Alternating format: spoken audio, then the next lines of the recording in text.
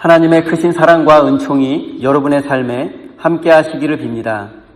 오늘은 두려움의 빙하기를 건너 영혼의 집으로 라는 제목으로 함께 하나님의 말씀을 나누겠습니다. 오늘날 현대 인류는 기후 변화로 인해서 지구 온난화의 시대를 살고 있습니다. 이로 인해서 많은 자연재해가 발생하고 있기도 합니다. 어쨌든 지금 인류는 따뜻한 지구 환경 속에서 살고 있습니다. 그런데 몇만 년 전에 지구는 빙하기였습니다. 빙하기는 지구의 평균 온도가 매우 추워진 시대입니다. 그런데 인류의 조상이라고 할 수 있는 호모 사피엔스는 갑자기 빙하기를 맞이하게 되었고 그 혹독한 추위와 얼음 속에서도 살아남아 오늘날 현생 인류의 조상이 되었습니다. 빙하기의 호모 사피엔스는 밤마다 동굴에 모여 불을 피웠고 서로의 온기에 기대어 살아남을 수 있었습니다. 그리고 인류학적으로 볼 때 그들이 살아남을 수 있었던 이유는 죽음과 소멸에 대한 두려움과 공포 때문이었습니다. 그들은 빙하기라는 혹독한 환경 속에서 살아남기 위해 서로 협력하게 되었고 보이지 않는 미래를 준비하고 대비하게 되었습니다. 하지만 빙하기라는 혹독한 환경은 호모 사피엔스들에게 죽음과 같은 고통을 주었고 또 실제로 수많은 호모 사피엔스가 이 빙하기를 견디지 못하고 죽음을 맞이하기도 했습니다. 그리고 이 빙하기의 트라우마는 오늘날 현대인의 무의식과 유전자 속에 깊이 각인되어 있습니다. 그래서 현대 인류는 늘 불안해하고 작은 일에도 두려워합니다. 불안해하고 두려워해도 현실은 변하지 않지만 그래도 현대인은 계속 끊임없이 불안해하고 두려워합니다. 불안과 두려움은 현대인의 숙명이라는 생각마저 듭니다. 멀쩡한 사람이 갑자기 병에 걸리게 되면 어떻게 하지? 실제로는 아주 건강하지만 이런 걱정을 합니다. 또 사업에 또 직장에 문제가 없지만 나에게 감당할 수 없는 문제가 생기면 어떻게 하지? 두려워하고 걱정합니다. 또 어찌할 수 없는 자녀의 미래까지 걱정하고 두려워하며 자녀의 미래까지 조정하려고 합니다. 인류의 문명은 빙하기와는 비교할 수 없을 정도로 발전했지만 그 시절 호모 사피엔스가 추위를 두려워했던 그 두려움은 오늘날 현대인들에게도 동일하게 나타나고 있습니다. 심리학자들은 이런 현실을 실존적 불안 또는 실존적 두려움이라고 말합니다. 채워도 채워지지 않는 결핍과 공허함, 이것이 바로 우리 시대의 빙하기의 현실입니다. 오늘 본문 말씀에서 예수님은 두려움에 떨고 있는 제자들에게 두려워하지 말라고, 불안해하지 말라고 말씀하십니다. 예수님은 제자들에게 당신께서 겪으셨던 오해와 핍박을 피할 수 없음을 분명히 말씀해 주셨습니다. 즉 제자들이 불안해하고 두려워할 만한 일을 앞으로 겪게 될 것이라는 뜻입니다. 하지만 예수님은 빙하기의 혹독한 추위와 같은 그런 환경을 두려워하지 말고 어려운 현실을 두려워하지 말고 하나님을 두려워하라고 말씀하십니다. 참새 한 마리의 떨어짐까지 주관하시는 하나님을 신뢰한다면 이 세상에 두려울 것이 없다고 말씀하십니다. 마태복음이 기록되던 당시의 초기 기독교인들은 로마 제국의 지배를 받았고 로마의 평화라고 불리는 팍스 로마나 시대를 살고 있었습니다. 하지만 로마의 평화는 로마의 귀족들과 로마 시민들을 위한 평화였지 이스라엘과 같은 식민지 백성들을 위한 평화는 아니었습니다. 팍스 로마나는 모든 사람을 위한 평화는 아니었던 것입니다. 로마의 식민지 백성들에게 팍스 로마나는 요원한 일이었습니다. 그리고 이 로마의 평화에 저항하거나 순응하지 않는 자들은 십자가의 처형을 당했습니다. 대표적인 사건이 바로 스파르타쿠스의 반란입니다. 이 반란이 진압된 후에 6천 명에 달하는 노예와 반란군은 십자가 처형을 당하고 말았습니다. 결과적으로 팍스 로마나는 소수의 기득권층과 특권층의 평화를 위해서 다수의 힘없는 백성들이 평화를 빼앗기고 고통을 감내할 수밖에 없는 구조였습니다. 그리고 오늘날 이 시대도 본질적으로 팍스 로마나와 동일한 구조를 가지고 있습니다. 오늘날 로마 제국을 대신하는 것은 바로 이 시대의 지배적 이데올로기인 자본주의 시스템이라고 말할 수 있습니다. 자본주의 세상에서 겉으로는 모든 사람이 동등한 것 같지만 사실은 그렇지 않습니다. 돈과 성공을 움켜쥔 사람들은 이 시대가 평화의 시대라고 말하지만 경쟁에서 도태된 사람들은 평화를 누릴 수 없습니다. 실력과 능력이 부족한 사람, 사회적 약자들과 소수자들, 그리고 자연재해로 인해서 모든 것을 잃어버린 사람들, 전쟁과 폭력으로 모든 것을 빼앗기고 신음하는 사람들과 나라를 떠나야 할 수밖에 없는 난민들, 이들을 포함한 이 시대의 모든 작은 자들은 평화를 누릴 수 없을 뿐만 아니라 불안과 두려움 속에서 지금도 하루하루를 살고 있습니다.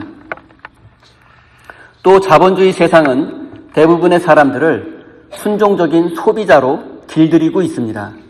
현대인들은 자신의 존재 자체에 불안을 느끼기에 끊임없이 무엇인가를 채워야만 안심할 수 있는 그러한 속성을 가지고 있습니다. 거대 기업들은 현대인의 이런 불안한 심리를 자극해서 더 많은 상품을 소비하도록 유혹합니다. 결국 자본주의는 인간의 불안과 두려움을 먹고 자라는 시스템이며 이 시스템이 유지되도록 불안과 두려움은 계속 생산되고 있습니다. 이런 자본주의 세상 속에서 인간의 영혼은 조금씩 병들어가고 있습니다. 우리의 영혼이 병든다는 것은 아름다운 꽃을 보고도 아름다움을 느끼지 못하는 것이고 곁에 있는 사람이 나에게 이익이 되는지 손해가 되는지를 먼저 계산하는 것을 보면 쉽게 알 수 있습니다. 누군가를 있는 그대로 받아들이지 못하고 그의 배경과 조건을 먼저 따지는 순간 우리는 이미 자본주의의 노예가 되어 인간다움을 잃어버린 상태라고 말할 수 있습니다. 사랑하는 성도 여러분, 혹시 자본주의라는 시대 정신과 하나님 사이에서 양다리 걸치며 그렇게 세속적이고 이기적으로 살고 계시지는 않습니까? 입술로는 주님을 부르면서도 실제로는 돈과 성공을 통해 위로받고 만족을 얻으려 했던 그러한 이중성이 우리에게 있지 않습니까? 이 시대의 작은 자들을 포함한 모든 사람은 자본주의의 소모품이 아니라 하나님의 존귀한 자녀라는 사실을 잊지 마십시오. 그리고 지금 우리의 상황과 형편이 어떠하든지 우리가 하나님의 자녀라는 사실은 변하지 않으며 하나님의 자녀인 우리가 이 세상에서 두려워할 것은 아무것도 없다는 사실을 마음 깊이 새기시기 바랍니다. 예수님은 오늘 본문 28절 말씀을 통해서 우리에게 이렇게 말씀하십니다. 그리고 몸은 죽일지라도 영혼은 죽이지 못하는 일을 두려워하지 말고 영혼도 몸도 둘 다 지옥에 던져서 멸망시킬 수 있는 분을 두려워하여라. 이 말씀을 보면 현재 우리가 두려워하는 것은 우리의 몸을 죽이는 것이라는 사실을 알 수 있습니다. 우리의 몸을 죽인다는 것은 우리가 세상에서 성취한 돈과 성공, 그리고 명예와 건강, 재산 같은 것들입니다. 반대로 영혼을 멸망시킬 수 있는 분은 하나님이며 우리가 진정으로 두려워해야 할 것은 돈과 성공을 잃어버리는 것이 아니라 하나님을 두려워해야 한다는 뜻입니다. 그런데 혹시 우리가 돈과 성공 또는 재산과 건강을 잃어버리는 것을 극도로 두려워하지만 정작 우리 영혼의 주인이신 하나님을 신경 쓰지 않고 두려워하지 않으며 살고 있는지도 모르겠습니다. 신앙인을 포함한 많은 사람들이 건강이나 사업 또는 직장에서 문제가 생기는 것을 두려워하고 부동산 가격과 주가의 변동에 울고 웃습니다. 그리고 이런 것들에 심각한 문제가 생겼을 경우에는 마치 자신의 존재가 소멸되는 것과 같은 극심한 두려움과 공포를 그리고 상실감을 느끼게 됩니다. 이런 세상 문제로 두려워하지 않을 사람은 아무도 없습니다. 이런 문제로 불안해하고 두려워하는 것은 당연한 일입니다. 그런데 문제는 이런 일에는 극도로 불안해하면서 정작 하나님과의 관계에서는 아무런 두려움을 느끼지 못한다는 사실입니다. 우리 생명의 주인이신 하나님을 두려워하지 않고 하나님의 심판이 없을 것처럼 사는 것이 문제이고 이것이 바로 오늘날 우리가 앓고 있는 심각한 영적인 질병입니다. 세상이 우리의 모든 것을 허물어뜨리고 모든 것을 빼앗아 갈 수 있는 것 같지만 하나님이 허락하지 않는다면 세상은 우리의 그 무엇 하나도 빼앗아 갈 수 없습니다. 그렇다면 우리가 두려워하고 집중해야 할 것은 바로 하나님과의 관계입니다. 우리가 하나님의 뜻과 마음은 외면한 채 돈과 성공을 위한 세속적인 일에만 집중하는 것은 매우 어리석은 일입니다. 저는 지금 돈과 성공을 위해서 노력하는 것이 무가치하거나 비신앙적이라고 말씀드리는 것이 결코 아닙니다. 이런 일에 몰두하느라 하나님을 외면하는 것, 그것이 문제라고, 그것이 영혼의 질병이라고 말씀드리는 것입니다. 르네상스를 대표하는 예술가 미켈란젤로는 조각이란 돌 속에 갇혀있는 형상을 해방시키는 것이라고 말했습니다. 예를 들어 다비드상으로 잘 알려진 다윗의 모습을 조각 작품으로 만들 때 그는 거대한 대리석 덩어리를 못과 망치로 쪼아서 다윗이 아닌 것을 모두 제거했다고 합니다. 그 결과물이 바로 우리가 알고 있는 다윗의 조각상입니다. 르네상스를 대표하며 세계에서 가장 유명한 대리석 조각 작품이 바로 이 다비드상입니다. 다윗이 골리앗과 싸우기 전에 그 긴박한 순간을 묘사하고 있고 높이 약 5m 정도가 되는 큰 조각 작품이며 현재 이탈리아 피렌체 미술관에 소장되어 있습니다. 저는 거대한 대리석에서 다윗의 모습이 아닌 것을 정과 망치로 쪼아서 제거하고 다듬는 미켈란젤로의 모습을 상상하며 이런 생각을 해보았습니다. 우리가 세상을 살면서 겪는 고난과 고통이 하나님의 정과 망치가 되어 우리 인생의 불필요한 껍데기들을 제거하고 다듬는 과정이라는 생각입니다.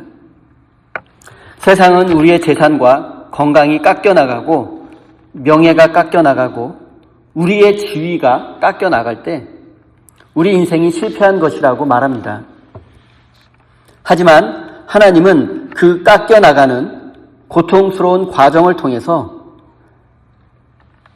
하나님이 만드신 우리 본래의 모습이 드러난다고, 하나님의 형상을 닮은 우리의 원래의 모습이 드러나게 된다고 말씀하십니다. 인생의 고난과 고통과 어려움을 겪으면서 여러분 다듬어지는 것을 경험하시죠? 욥기 말씀처럼 정금과 같이 단련되어서 나오는 것으로 우리 인생의 고난과 고통이 없으면 좋겠지만 이 고난과 고통을 통해서 우리가 하나님의 형상으로 다시 빚어져 간다는 생각은 지울 수 없습니다. 이런 의미에서 제가 자주 하는 말이 세상에 의미 없는 고난은 없다. 세상에 의미 없는 고통은 없다라는 말을 자주 합니다. 고난 속에서 하나님의 뜻과 섭리를 발견하고 그럴 때 우리는 하나님의 형상을 회복하고 하나님의 사람으로 거듭날 수 있습니다. 여러분, 우리가 그토록 집착했던 몸의 조건들이 부서질 때 비로소 세상이 죽일 수 없는 우리의 영혼이 해방되는 것입니다. 이 세상의 권력과 자본주의의 권세가 우리의 몸을 부수고 우리의 상황과 형편을 절망적으로 몰아갈 수는 있지만 우리의 영혼을 파괴할 수는 없습니다. 우리 영혼의 주인은 하나님이시기 때문입니다. 또한 돌덩이와 같은 우리의 외형적 조건들이 부서질수록 하나님께서 만드신 우리의 영혼은 더욱 아름답게 빛나게 될 것입니다. 사랑하는 성도 여러분, 지금까지 하나님의 망치질을 피하려고만 하지 않았습니까? 내 인생의 돌덩어리가 깎여 나갈 때 하나님이 나를 버리셨다고 원망하지 않았습니까? 깎여 나가야 할 욕망과 욕심의 껍데기를 놓지 못하고 아직 붙들고 있지는 않습니까? 돈과 성공, 그리고 화려한 세상의 스펙과 조건들이 깎여 나가는 것을, 내 몸에서 떨어져 나가는 것을 안타까워하고 아파하느라 그 과정 속에서 우리 안에 있는 하나님의 형상이 회복되고 하나님의 형상이 드러나는 것을 깨닫지 못했다면 우리는 그 어리석음을 회개해야 합니다. 사랑하는 성도 여러분, 이제 여러분의 조건과 환경이 깎여 나가는 것을 두려워하지 마십시오. 하나님은 미켈란젤로보다 더 뛰어난 위대한 조각가이십니다. 우리 인생이 깎여 나가는 것은 고통스러운 과정이지만 그 결과 우리는 이 세상에서 가장 아름답게 빛나는 하나님의 걸작품으로 다시 태어날 것을 믿으시기 바랍니다. 29절에서 31절까지 말씀을 제가 다시 읽겠습니다. 참새 2마리가 한 양에 팔리지 않느냐? 그러나 그 가운데서 하나라도 너희 아버지께서 허락하지 않으시면 땅에 떨어지지 않을 것이다. 아버지께서는 너희의 머리카락까지 다 세워놓고 계신다. 그러니 두려워하지 말아라. 너희는 많은 참새보다 더 귀하다. 인생을 살다 보면 우리의 살점이 깎여 나가는 것 같이 고통스러운 순간들이 있지만 하나님은 우리에게 두려워하지 말라고 말씀하십니다. 우리는 참새보다 귀하고 하나님은 우리의 머리카락 숫자까지 다 알고 계실 정도로 우리를 사랑하시기 때문입니다. 성경은 참새 2마리가 한 양에 팔렸다고 말합니다.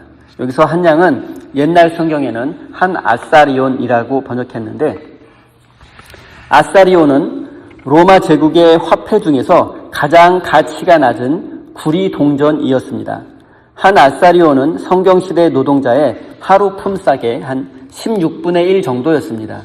오늘날 가치로 따지면 3, 4천 원, 달러로는 3달러 정도 해당됩니다.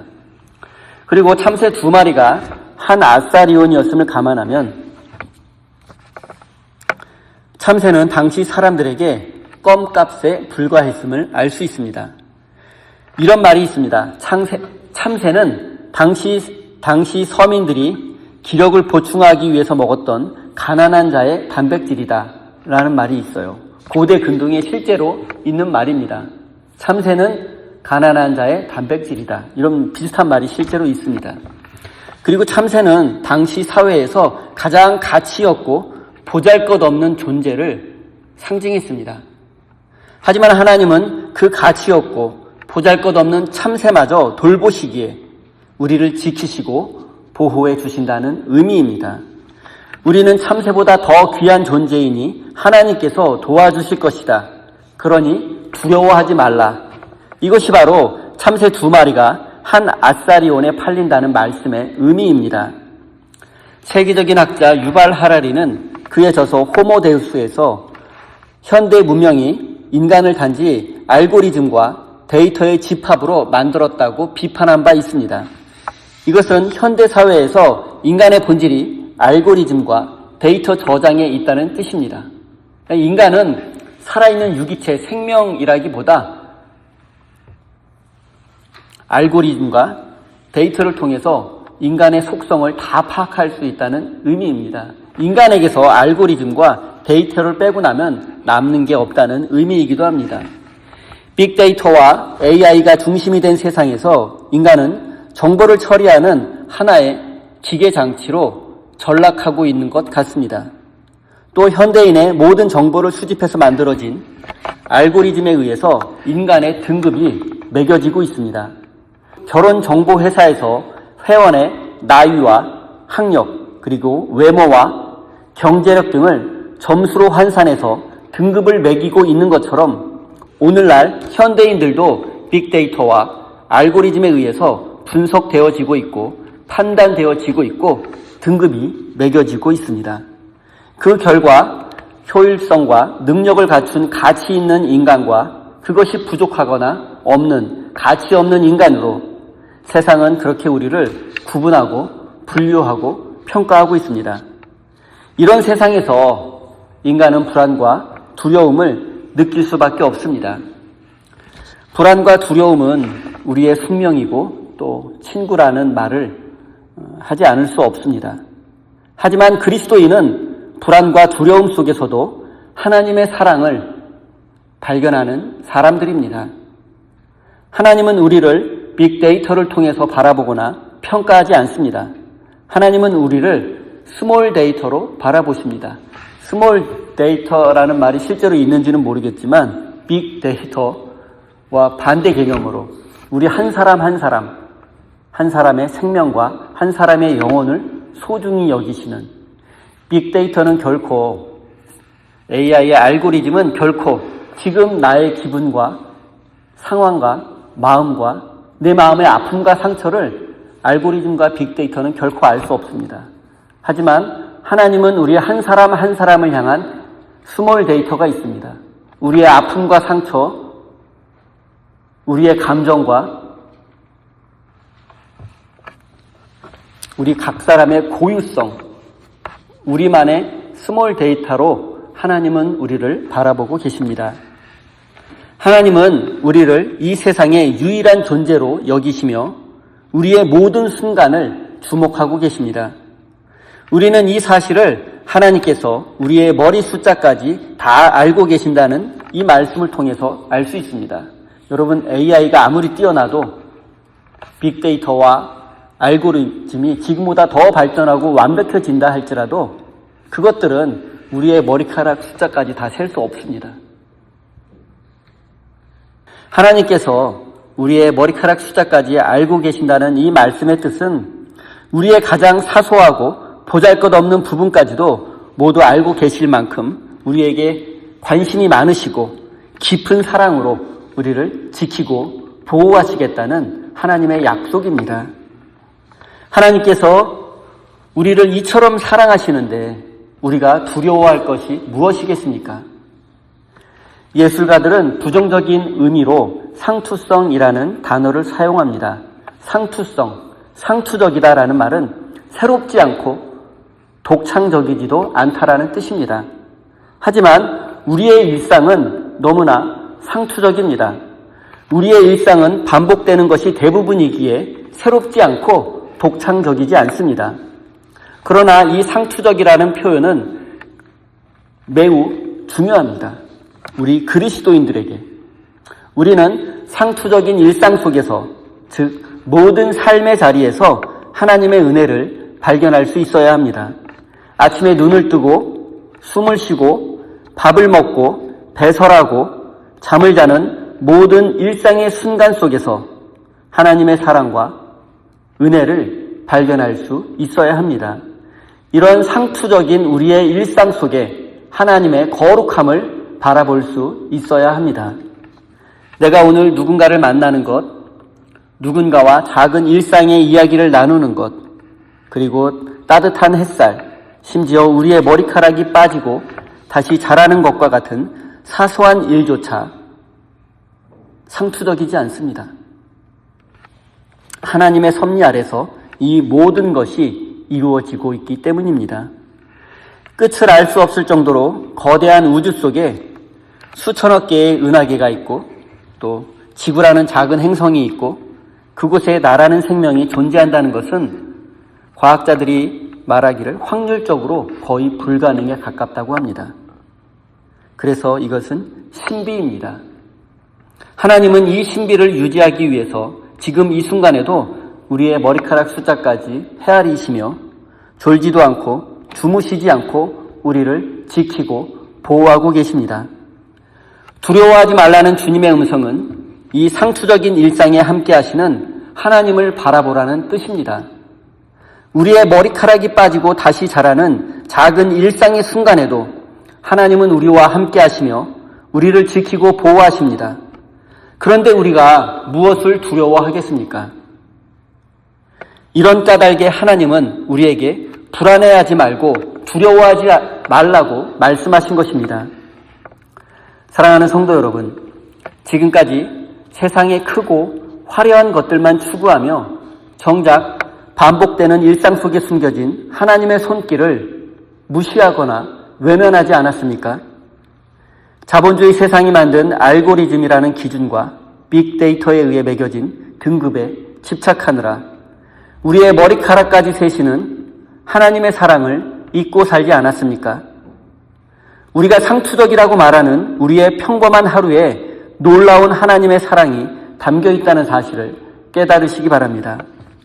아침에 눈을 뜨는 것이 기적이고 우리 곁에 소중한 사람들이 아직 남아있다는 것이 기적이며 보잘것없는 우리의 머리카락 숫자까지 알고 계시는 하나님의 사랑이 기적입니다. 이제 말씀을 정리하겠습니다. 우리의 조상, 인류의 조상 호모사피엔스가 빙하기의 추위 속에서 서로를 안아주며 빙하기를 견뎌냈듯이 우리도 서로의 영혼을 안아주어야 합니다. 우리의 인생이 여전히 불안하고 두려운 일들이 많지만 우리는 더 이상 두려워하지 말아야 합니다. 오늘 우리는 말씀을 통해서 우리가 두려워하지 말아야 할 3가지 이유를 깨닫게 되었습니다. 첫째, 우리는 자본주의라는 현대판 팍스 로마나가 생산하는 두려움의 노예가 되어서는 안 됩니다. 그리고 하나님과 또 돈과 성공이라는 이 우상 사이에서 양다리 걸치며 살았던 우리의 이중성과 세속적인 마음을 회개해야 합니다. 둘째, 우리 인생에서 겪는 깎여 나가는 고통을 두려워하지 마십시오. 하나님은 미켈란젤로보다 더 위대한 조각가이십니다. 우리 안에 불필요한 돌덩어리들이 깎여 나갈 때 비로소 우리는 하나님의 걸작품으로 다시 태어난다는 사실을 깨달으시기 바랍니다. 셋째, 세상의 알고리즘과 빅데이터가 매긴 등급에 세상의 기준에, 세상의 평가에 주눅들지 마십시오. 하나님은 우리의 머리카락까지 세시며 알고 계실 정도로 우리의 모든 일상에 함께 하시며 세상이 주목하지 않는 우리 영혼의 작은 스몰 데이터까지 알고 계십니다. 상투적인 일상 속에 숨겨진 하나님의 사랑과 은혜를 깨닫고 두려움을 이겨내야 합니다. 사랑하는 우리 세임교회 성도 여러분, 혹시 지금 여러분이 인생의 고난과 어려움 속에 갇혀 있을지라도 두려워하지 마십시오. 무한경쟁 자본주의 세상도 우리의 몸이 깎여나가는 고통도 세상의 그 어떤 평가도 우리를 하나님의 사랑에서 끊을 수 없습니다. 하나님은 우리의 슬픔과 눈물을 아시고 우리를 위로하시며 회복시켜 주실 것입니다. 또한 세심한 사랑과 신비한 섭리로 우리 인생을 이끄시며 새로운 삶으로 우리를 인도해 주실 것입니다. 인생의 모든 두려움 속에서 하나님의 사랑을 신뢰함으로 참된 자유와 행복을 누리는 복된 인생이 되시기를 예수님의 이름으로 축원드립니다. 기도하겠습니다. 사랑의 하나님, 오늘 우리는 세상의 거센 바람 앞에서 흔들리는 우리의 작은 마음을 안고 주님 앞에 섰습니다. 세상이 매긴 가치에 집착하여 우리 안에 있는 하나님의 형상을 잊고 살았습니다.